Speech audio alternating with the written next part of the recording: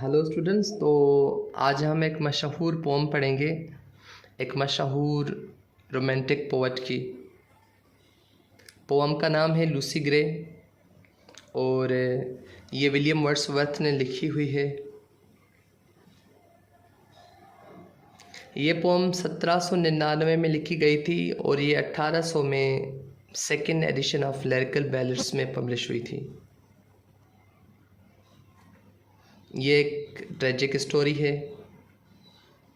और अगर इस स्टोरी की थीम देखें तो इस स्टोरी की थीम है nature, loss, innocence and death.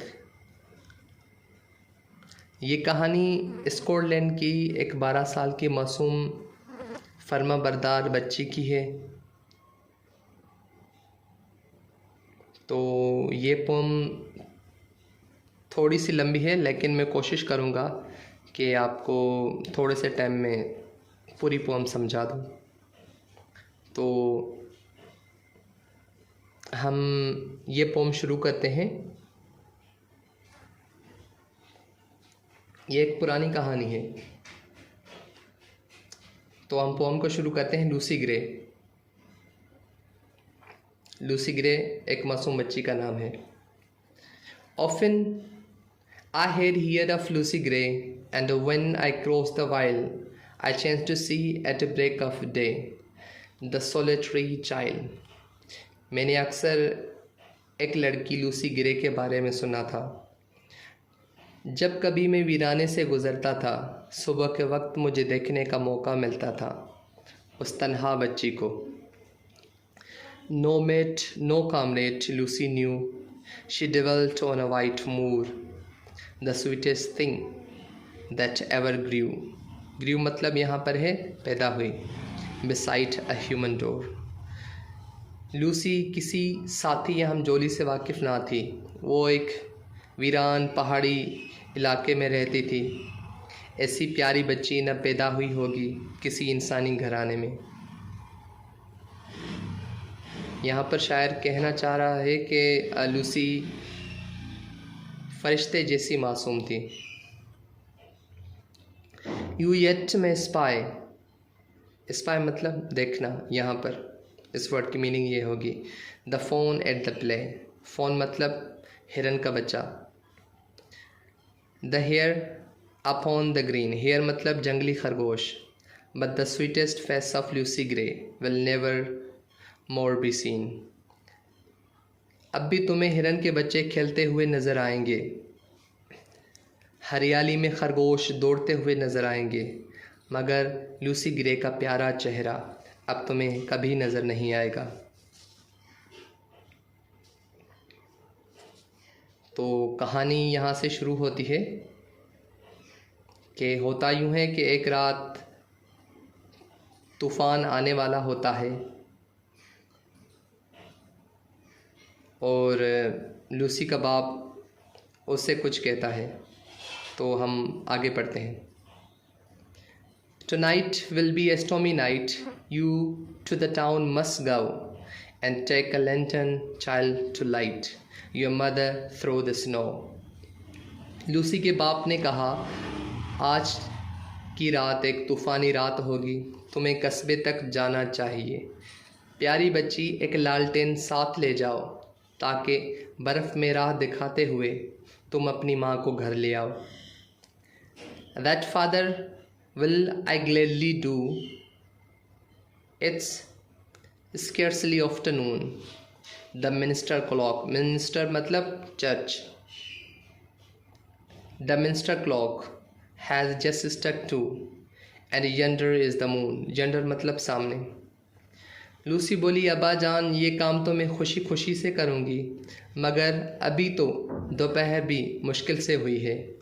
गिरजा घर के घड़ियाल ने अभी सिर्फ 2 बजाए हैं और चाँद निकलने में अभी तो देर है, या फिर कह सकते हैं अभी रात होने में देर है। जैसे कि मैंने आपको बताया था कि ये कहानी स्कॉटलैंड के एक इलाके की है जहाँ पर सूरज सिर्फ कुछ ही घंटों के लिए, 4 से 6 घंटों के लिए ही राइज होता है। तो आगे बढ़ते हैं। At this the father raised his hook and snapped a forked pen. He plied his work and Lucy took the lantern in her hand। ये सुनकर बाप ने अपनी भ्रांति उठाई। उसने ईंधन की लकड़ियों का घटा जल्दी से खोला और अपने काम में मशगूल हो गया, और लूसी ने उठा ली लालटेन अपने हाथ में और रवाना हो गई कस्बे की तरफ। Not builder is the mountain Roy, with many a wanton stroke, her feet disperse the powdery snow that rises up like a smoke। पहाड़ी हिरन भी इतने खुश और बेफिक्र ना होंगे जितना कि वो चंचल अंदाज में पैर मारती हुई जा रही थी। उसके चलने की वजह से धूल की तरह बर्फ़ इधर उधर बिखर रही थी, और ये बर्फ़ धुएं की तरह उड़ रही थी। The storm came on before its time। She wandered up and down, and many a hill did Lucy climb, but never reached the town। तूफ़ान अपने वक्त से पहले आ पहुंचा। वो इधर उधर भटकती फिरी, वो बहुत से टीलों पर चढ़ी, मगर कस्बे तक ना पहुंच पाई। वो टीलों पर इसलिए चढ़ी कि क्योंकि टीले ऊपर थे, और टीलों पर खड़े होकर वो दूर तक नज़ारा कर सकती थी कि शहर तक कौन सा रास्ता जा रहा है।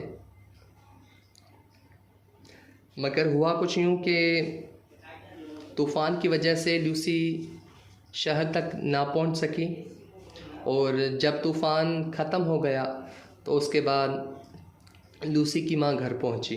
जब तूफ़ान आया था उस वक्त कुछ वक्त के लिए, जब तक तूफ़ान ख़त्म ना हो जाए, लूसी की माँ शहर में कहीं पर रुकी थी कि तूफ़ान ख़त्म हो जाए कि वो घर को वापस लौट आए। और जब वो घर वापस आई तो उसने देखा कि लूसी घर पर नहीं है, और जब उसने पूछा तो उसे जवाब मिला कि वो उसी को शहर लेने के लिए गई थी। तो आगे बढ़ते हैं। The wretched parents all that night went shouting for an invite, but there was neither sound nor sight to serve them for a guide।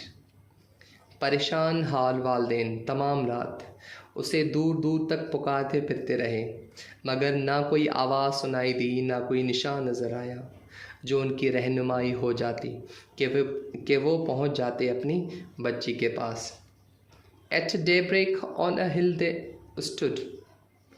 daybreak मतलब सुबह के वक्त।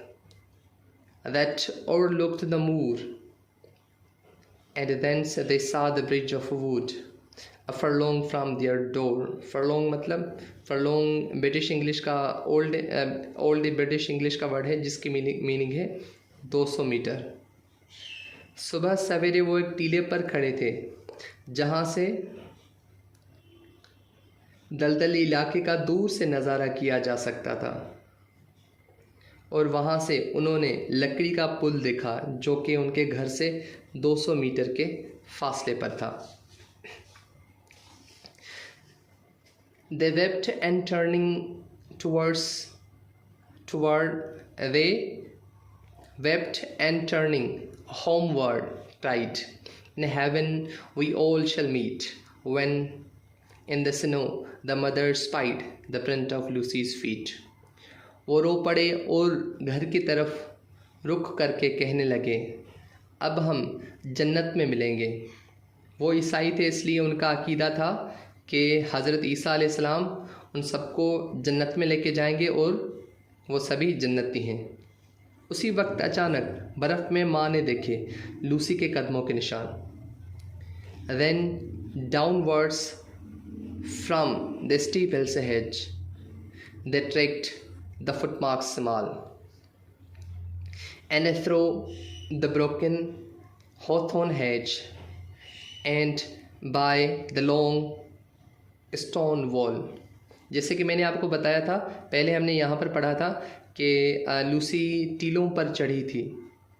तो यहाँ पर भी वो किसी टीले पर ऊपर चढ़े हुए थे, तो वहाँ से उन्होंने कुछ देखा।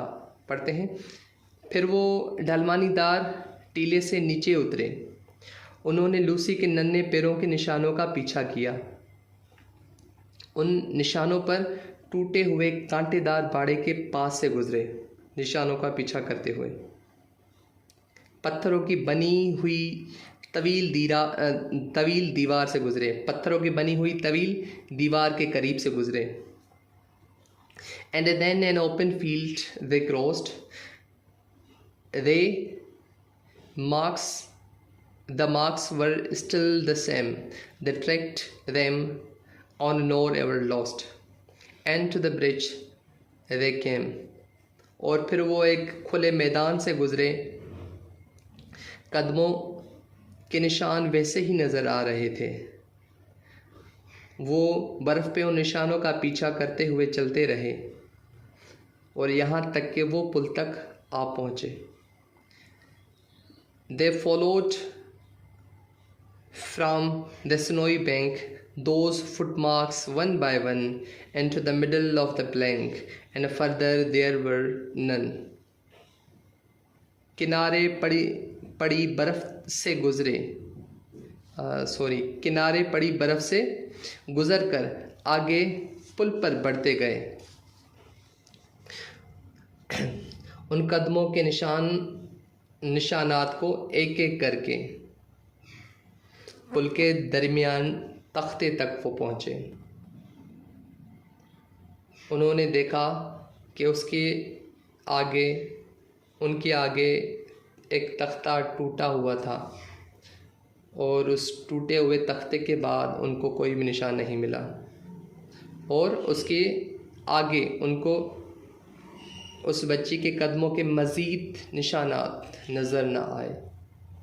Yet some people maintain that to this day she is a living child, that you may see sweet Lucy Gray upon the lonesome while. अभी तक कुछ लोगों का ये ख्याल है कि लूसी ज़िंदा है। प्यारी लूसी को तुम देख सकते हो तन्हा वीराने में फिरता हुआ। Over rough and smooth they strip along and never looks behind and sings a solitary song that whistles in the wind. वो हमवार और ना हमवार रास्तों पर हल्के कदमों से फिरती नज़र आती है, मगर वो मुड़कर पीछे नहीं देखती। एक नगमाए तन्हाई उसके लबों पर होता है जो हवाओं में गूंजता रहता है। मतलब वो तूफ़ानी रातों में लोगों को रास्ता दिखाने के लिए मीठा गीत गाती है। और पोएट बिलीव्स के मरने के बाद लूसी कुदरत का हिस्सा बन गई। मतलब कि according to poet, after the death Lucy Gray became the part of nature. उम्मीद है कि आपको पोम पसंद आई होगी और मज़ीद वीडियोस के लिए हमारी वीडियोस देखते रहें। इंशाल्लाह see you in next video. Thank you.